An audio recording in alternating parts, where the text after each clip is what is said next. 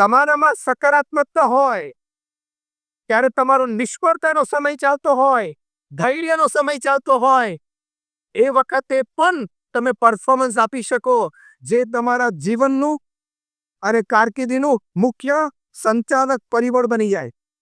36 મહિના સુધી એમને પરફોર્મન્સ આપ્યું.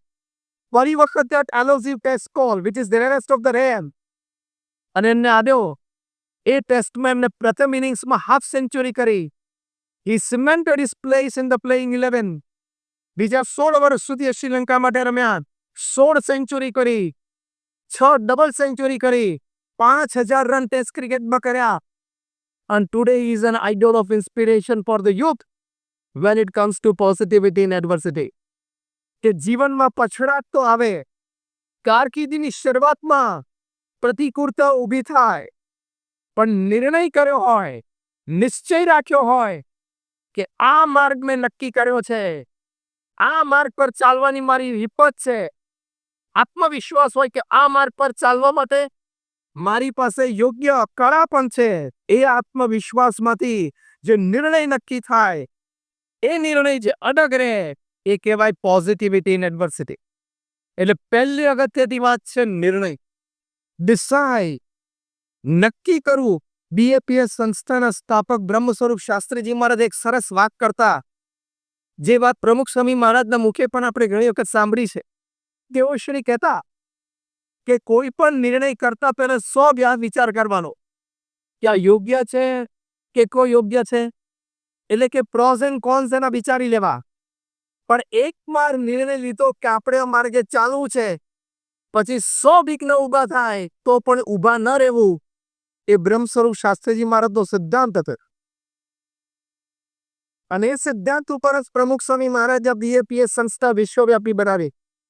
તો આવા વિશિષ્ટ વ્યક્તિઓ હોય મારવાનાથ પટુ જેવા, કે પ્રમુખ સ્વામી મહારાજ જેવા મહાન વ્યક્તિત્વ હોય, આવા વિશિષ્ટ કે મહાન વ્યક્તિઓના જીવનમાં આપણને એક આ બહુ જ મોટો સદગુણ જોવા મળે છે કે પ્રતિકૂળ સંજોગોમાં એ લોકોએ હંમેશા સકારાત્મકતા રાખી છે.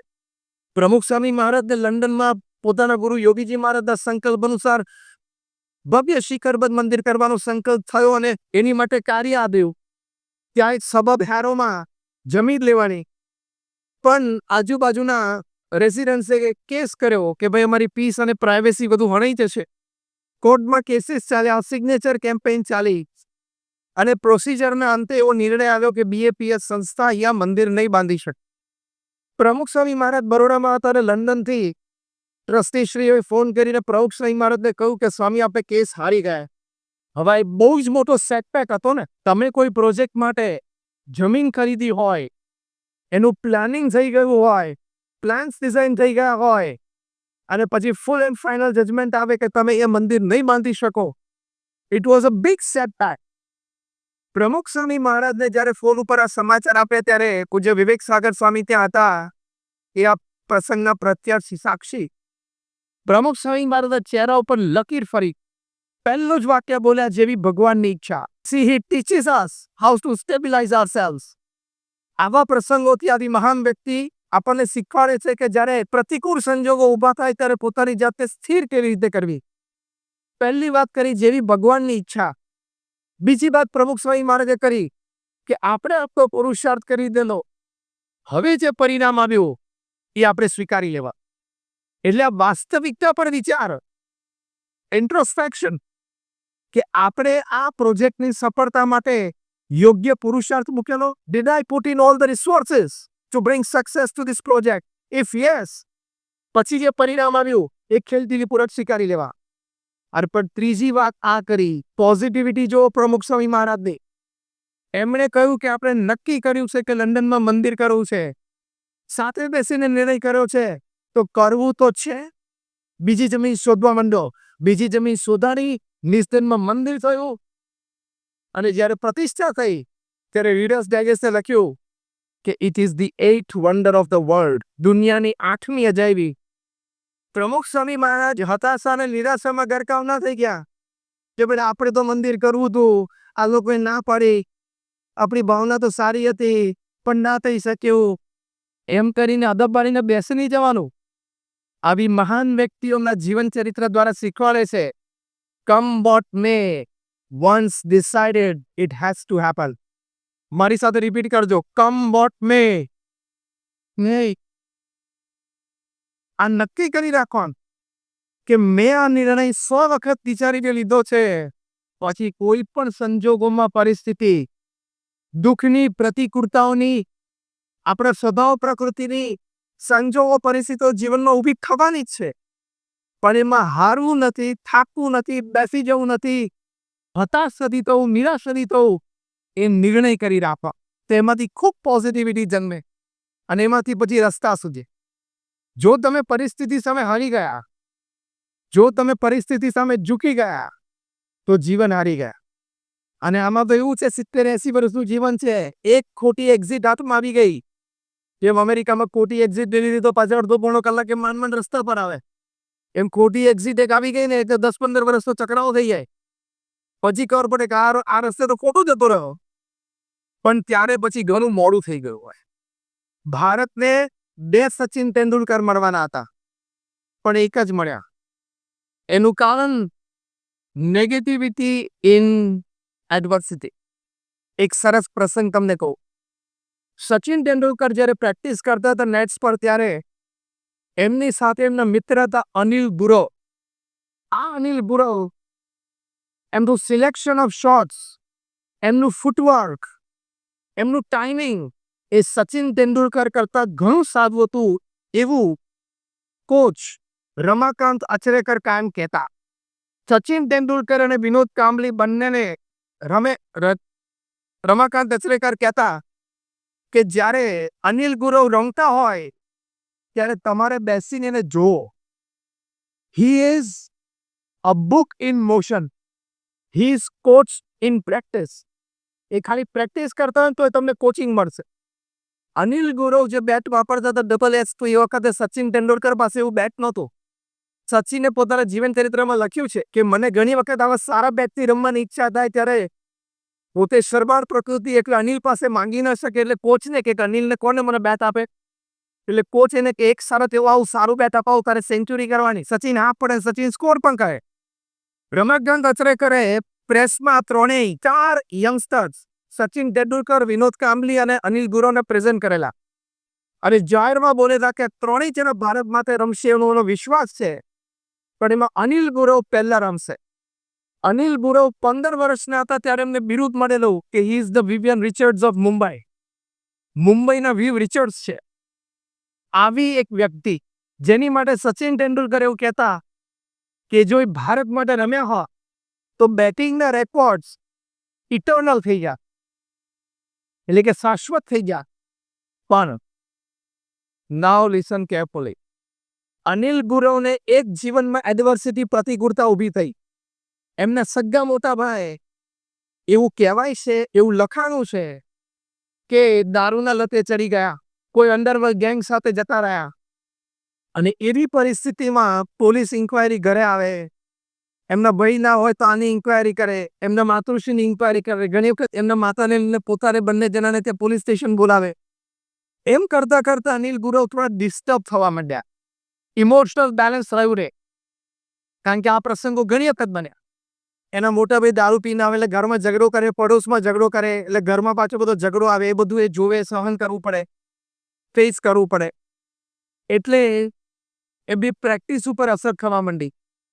નિયમિત કોણ તૂટી ગયું, પરફોર્મન્સ ઘટવા માંડ્યું.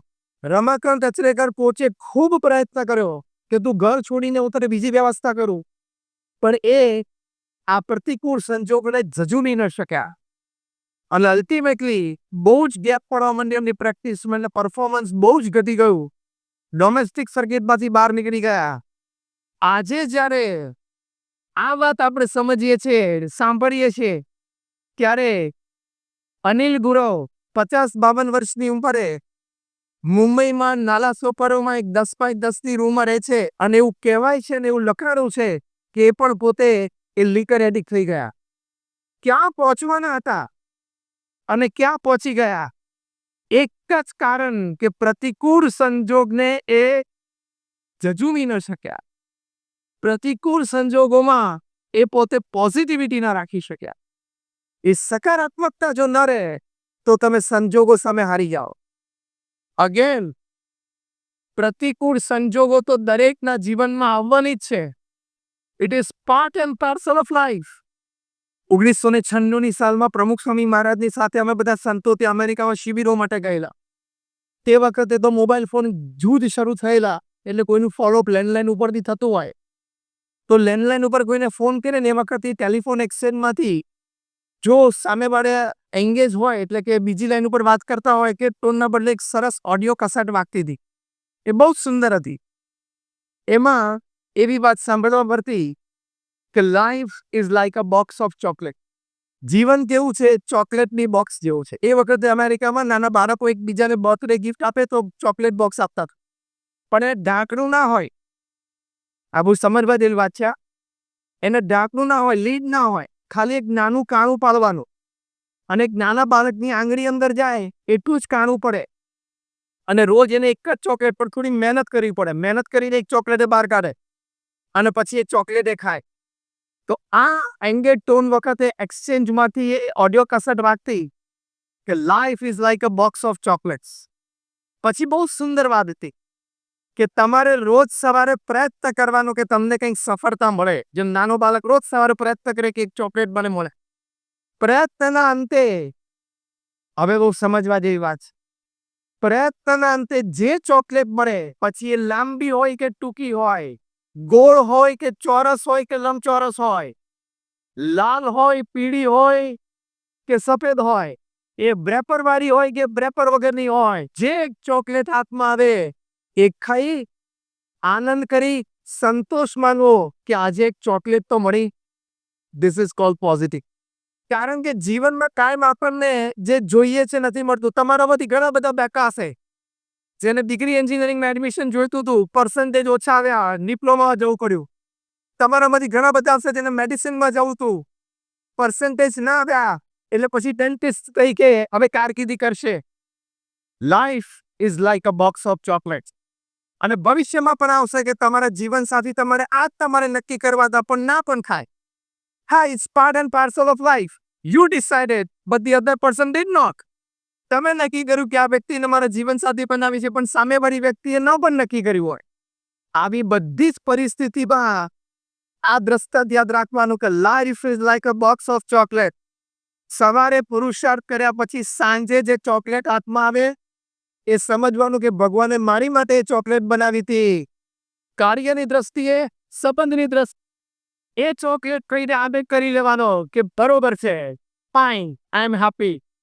બીકોઝ પોઝિટિવિટી ટીચીસ યુ કે happiness is a state of mind. સકારાત્મકતા આપણને આ શીખવાડે છે કે પરિસ્થિતિ, સંજોગ, કાર્ય, સફળતા અને સંબંધો એ આપણા મન પ્રમાણે થાય પણ ખરા અને ન પણ થાય. એ વખતે વાસ્તવિકતાનો સ્વીકાર કરી લઈએ એ પોઝિટિવિટી છે. એની માટે ખૂબ સુંદર સૂત્ર અમે ઘણી વખત શીખવાડીએ છીએ. The principal of 40-30-20-10. 40-30-20-10. આનો સરવાળો કરો એટલે કેટલું થાય? 40+30+20+10. 100. હવે શાંતિથી સમજો. 40-30-20-10 તો સિદ્ધાંત. તમે નક્કી કરેલા કામ અને નક્કી કરેલા સંબંધો એમાંથી 40% તમારા મન પ્રમાણે ચાલશે, એન્જોય ઇટ. બીજા 30% નક્કી કરેલા કામ અને સંબંધો એ ચલાવવા માટે તમારે એક્સ્ટ્રા મેન્ટેનન્સ આપવું પડશે, એક્સ્ટ્રા એનર્જી ઇનપુટ આપવું પડશે, એક્સ્ટ્રા ફિનાન્શિયલ ઇનપુટ મૂકવું પડશે અને સફળતા પ્રાપ્ત થશે. પણ એ તમને ઘણો પુરુષાર્થ અને શ્રદ્ધા માંગી લે. 70% કયા? નાઉ લિસન કેરફુલી. બીજા 20% તમે નક્કી કરેલા જીવનમાં કામ અને સંબંધો બગડવા માટે સર્જાયેલા છે. Accept this reality and you will not slip into negativity. આપણે નક્કી કરેલા કામ અને સંબંધો એમાંથી 2% બગડવા માટે જ સર્જાયેલા છે.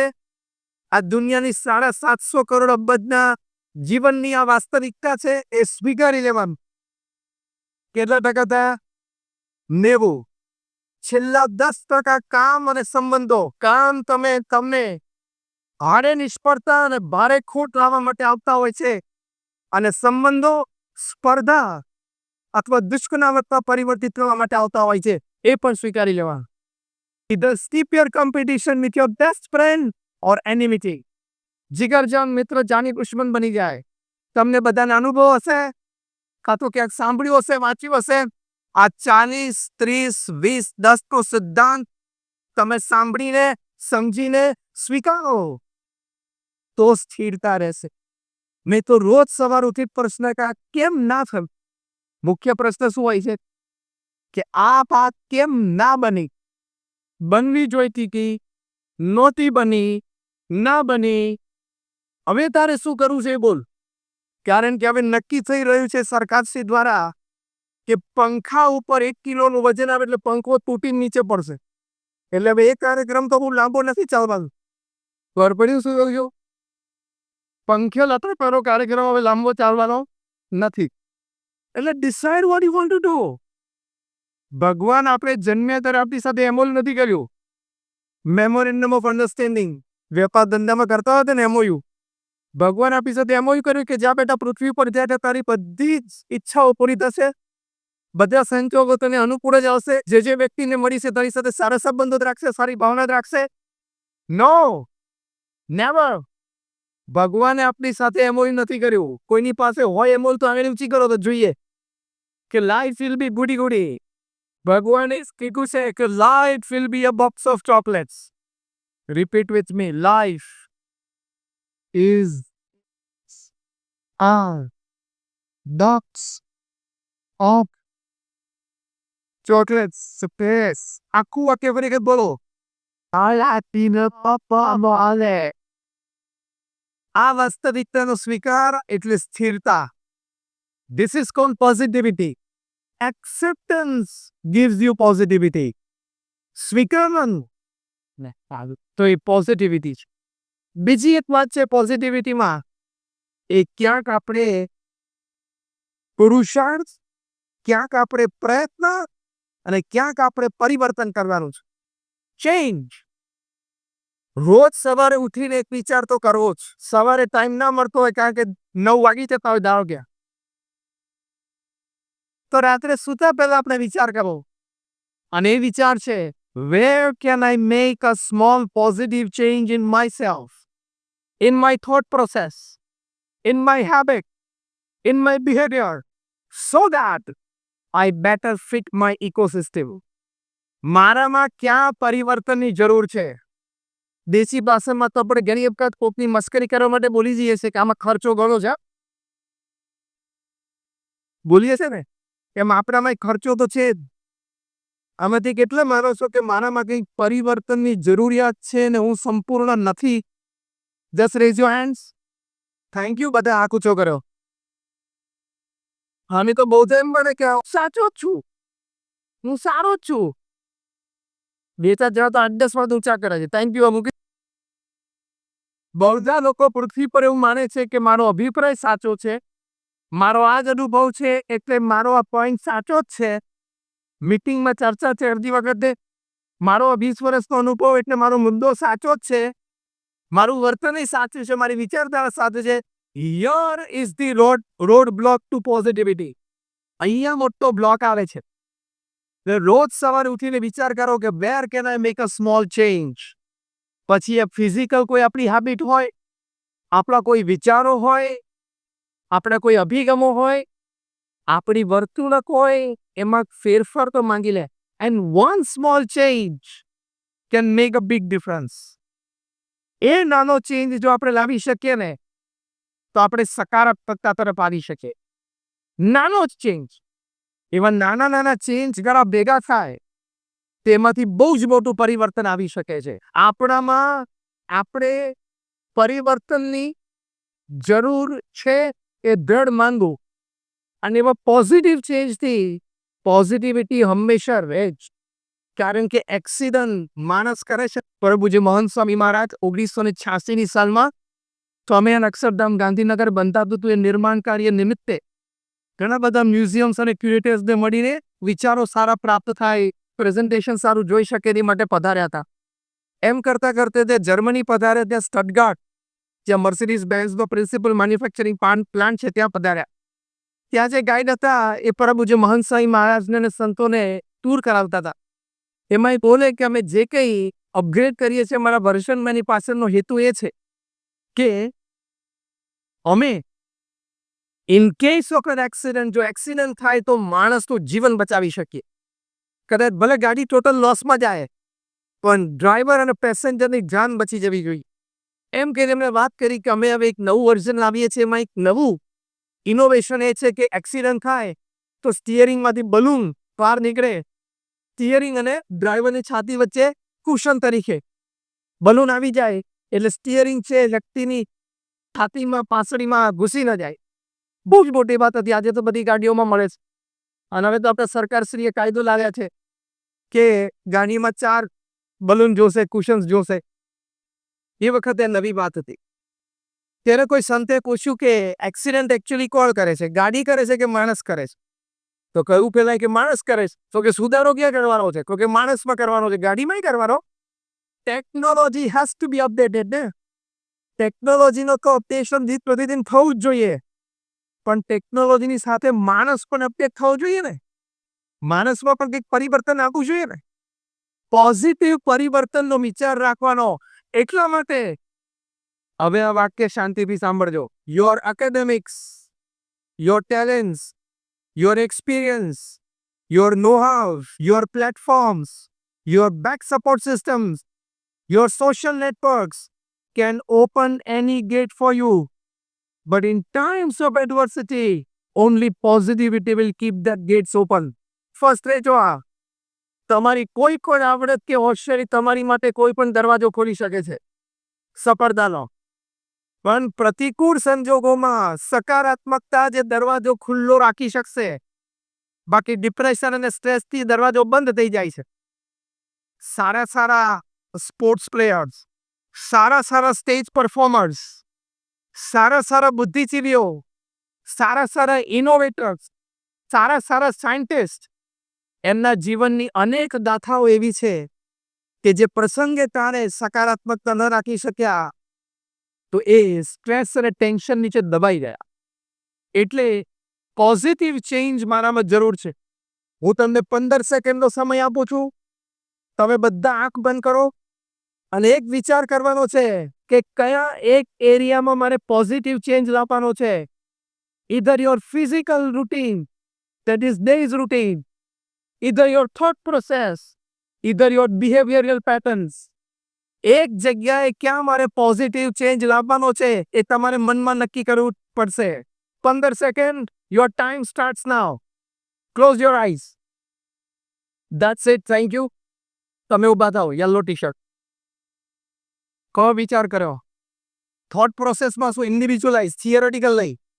સોરી, મારે કરિયર સુધારવાનું છે. એ સારો વિચાર કર્યો છે. તેની બાજુમાં તમે વિચાર એવો કર્યો કે મારે પુરુષાર્થથી પાછા ના પડવું, એફર્ટ્સ કરતા રહેવું. Somebody from this section, third લાઈનમાં તમે બ્લુ શર્ટ, તારી પાછળ છે, ઊભા થા. ત્રીજી જ લાઈનમાં ઊભા થાઓ. સોરી, બિહેવિયરમાં શું? બિહેવિયરમાં તમે your behavior will bring the all results to you. Okay, બહુ પોઝિટિવ બિહેવિયર વ્યક્તિ સાથે રાખો. Thank you. તમારા બધા માટે તમારે તાળી પાડવાની. આ વિચાર થકી થયો છે એ આ દિવ્ય સ્થાનમાં, મંદિરના પ્રાંગણમાં, પરમ પૂજ્ય મહંત સ્વામી મહારાજના સાનિધ્યમાં. એટલે આ વિચાર દ્રઢ રાખજો કે આ વિચાર જે મને સભામાંથી પ્રેરણા રૂપે મેં નક્કી કરેલો મને પ્રાપ્ત થયો છે એ વિચાર મારે જીવનભર દ્રઢ રાખવાનો છે. એટલે that is the change. A positivity છે એ જીવનમાં ક્યાંથી જન્મે છે. સતત તમે વિચાર કરો કે મારે ક્યાં સુધારો કરવાનો છે એટલે પોઝિટિવિટી રહે જ. અગેન આઈ રિપીટ, સતત તમે વિચાર કર્યા કરો કે મારે પોઝિટિવિટી ક્યાં રાખવાની છે, મારે ચેન્જ ક્યાં કરવાનો છે, પોઝિટિવ ચેન્જ, એટલે એમાંથી પોઝિટિવિટી જન્મે જ. બીજી એક વાત પોઝિટિવિટી માટે છે તમારા એટીટ્યુડ્સ. તમે કોઈ વ્યક્તિને કેવી રીતે જોવો છો, કોઈ સંજોગ અને પરિસ્થિતિ આપણા જીવનમાં ઊભી થાય તો એને કયા દ્રષ્ટિકોણથી મૂલવો છો, એની ઉપરથી તમારું ભાવિ નક્કી થાય છે. એટીટ્યુડ હંમેશા ઊંચા રાખો. 1990ની સાલ સુધી વાત એમ હતી કે જેની પાસે રિસોર્સિસ હોય એ જ પ્રગતિ કરે. 90 પછી એવું જોવા મળ્યું માર્કેટમાં કે જેની પાસે રિસોર્સિસ ઓછા હોય એ લોકોએ પણ ઘણા બધા ક્ષેત્રોમાં કાર્ય કરી બતાવ્યું, સફળતા મેળવી. ખૂબ સંશોધન ચાલ્યું. એમાં અમેરિકાના એક ટોપ ક્લાસ મેનેજમેન્ટ ગુરુ જેફ કેલરે સંશોધન કર્યું. એમણે કહ્યું 14 વર્ષના સંશોધન પછી 3000થી પણ વધારે સફળ વ્યક્તિને મળીને 3000થી પણ વધારે નિષ્ફળ વ્યક્તિઓને મળીને પુસ્તક લખ્યું. પુસ્તકનું શીર્ષક છે એટીટ્યુડ ઇઝ એવરીથિંગ. જેફ કેલરનું આ પુસ્તક છે. દરેક યુવા મિત્રોને વિનંતી છે કે તમે આ પુસ્તક વાંચજો. કદાચ એકાદું સોશિયલ મીડિયાનું લવાજમ ઓછું પડીને પણ એમેઝોન ઉપરથી તમે આ બુક ઓર્ડર આજે કરી દેજો. Attitude is everything. જે કંઈ છે એ અભિગમ જ છે. તમારી પાસે પૈસા, વ્યવસ્થા, સપોર્ટ ઓછો હોય પણ અભિગમ સવડો અને બળવાનો હોય તો પ્રગતિ થાય છે. અને સામે પૈસા, સંબંધો, સપોર્ટ બધો સારો હોય પણ અભિગમ નકારાત્મક હોય તો વ્યક્તિની પ્રગતિ થતી નથી. એવી બહુ સ્પષ્ટ વાત લખેલી છે. આ બુક ન્યુયોર્ક ટાઈમ્સમાં બેસ્ટ સેલર તરીકે લગભગ 70 અઠવાડિયા સુધી રહી. એક વિશ્વ વિક્રમ છે. અને આ એટીટ્યુડ ઇઝ એવરીથિંગના સેમિનાર્સથી જેફ કેલરે કરોડો રૂપિયાની કમાણી પણ કરી અને લાખો લોકોને પ્રેરણાઓ પણ ખૂબ આપી કે એટીટ્યુડ ઇઝ એવરીથિંગ. તમે સંજોગ અને પરિસ્થિતિને કેવી રીતે જોવો છો, તમારો દ્રષ્ટિકોણ હોય તો તમને દરેક સંજોગ અને પરિસ્થિતિમાં તક દેખાય. તમારામાં સકારાત્મકતા હોય ત્યારે તમારો નિષ્ફળતાનો સમય ચાલતો હોય, ધૈર્યનો સમય ચાલતો હોય, એ વખતે પણ તમે પરફોર્મન્સ આપી શકો જે તમારા જીવનનું અને કારકિર્દીનું મુખ્ય સંચાલક પરિબળ બની જાય. 36 મહિના સુધી એમને પરફોર્મન્સ આપ્યું. ફરી વખત that elusive test call which is the rarest of the rare અને એમને આવ્યો. એ ટેસ્ટમાં એમને પ્રથમ ઇનિંગ્સમાં હાફ સેન્ચુરી કરી. He cemented his place in the playing 11. બીજા 16 વર્ષ સુધી શ્રીલંકા માટે રમ્યા. 16 સેન્ચુરી કરી, 6 ડબલ સેન્ચુરી કરી, 5000 રન ટેસ્ટ ક્રિકેટમાં કર્યા. And today he is an idol of inspiration for the youth when it comes to positivity in adversity. કે જીવનમાં પછડાટ તો આવે, કારકિર્દીની શરૂઆતમાં પ્રતિકૂળતા ઊભી થાય, પણ નિર્ણય કર્યો હોય, નિશ્ચય રાખ્યો હોય કે આ માર્ગ મેં નક્કી કર્યો છે, આ માર્ગ પર ચાલવાની મારી હિંમત છે, આત્મવિશ્વાસ હોય કે આ માર્ગ પર ચાલવા માટે મારી પાસે યોગ્ય કળા પણ છે, એ આત્મવિશ્વાસમાંથી જે નિર્ણય નક્કી થાય, એ નિર્ણય જે અડગ રહે એ કહેવાય પોઝિટિવિટી ઇન એડવર્સિટી. એટલે પહેલી અગત્યની વાત છે નિર્ણય. ડિસાઇડ, નક્કી કરવું. બીએપીએસ સંસ્થાના સ્થાપક બ્રહ્મ સ્વરૂપ શાસ્ત્રીજી મહારાજ એક સરસ વાત કરતા, જે વાત પ્રમુખ સ્વામી મહારાજના મુખે પણ આપણે ઘણી વખત સાંભળી છે.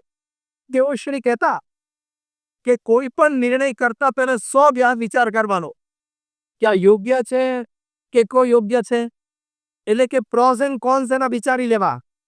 પણ એક વાર નિર્ણય લીધો કે આપણે આ માર્ગે ચાલવું છે, પછી 100 વિઘ્ન ઊભા થાય તો પણ ઊભા ન રહેવું. એ બ્રહ્મ સ્વરૂપ શાસ્ત્રીજી મહારાજનો સિદ્ધાંત હતો. અને એ સિદ્ધાંત ઉપર જ પ્રમુખ સ્વામી મહારાજ બીએપીએસ સંસ્થા વિશ્વવ્યાપી બનાવી. તો આવા વિશિષ્ટ વ્યક્તિઓ હોય મારવાનાથ પટ્ટુ જેવા કે પ્રમુખ સ્વામી મહારાજ જેવા મહાન વ્યક્તિત્વ હોય, આવા વિશિષ્ટ કે મહાન વ્યક્તિઓના જીવનમાં આપણને એક આ બહુ જ મોટો સદગુણ જોવા મળે છે કે પ્રતિકૂળ સંજોગોમાં એ લોકોએ હંમેશા સકારાત્મકતા રાખી છે. પ્રમુખ સ્વામી મહારાજને લંડનમાં પોતાના ગુરુ યોગીજી મહારાજના સંકલ્પ અનુસાર ભવ્ય શિખરબદ્ધ મંદિર કરવાનો સંકલ્પ થયો અને એની માટે કાર્ય આવ્યું. ત્યાં એક સબબ હેરોમાં જમીન લેવાની, પણ આજુબાજુના રેસિડન્સે કેસ કર્યો કે ભાઈ અમારી પીસ અને પ્રાઇવેસી બધું હણાઈ જશે. કોર્ટમાં કેસીસ ચાલ્યા, સિગ્નેચર કેમ્પેઇન ચાલી અને પ્રોસિજરના અંતે એવો નિર્ણય આવ્યો કે બીએપીએસ સંસ્થા અહીંયા મંદિર નહીં બાંધી શકે. પ્રમુખ સ્વામી મહારાજ બરોડામાં હતા અને લંડનથી ટ્રસ્ટીશ્રીઓએ ફોન કરીને પ્રમુખ સ્વામી મહારાજને કહ્યું કે સ્વામી આપણે કેસ હારી ગયા.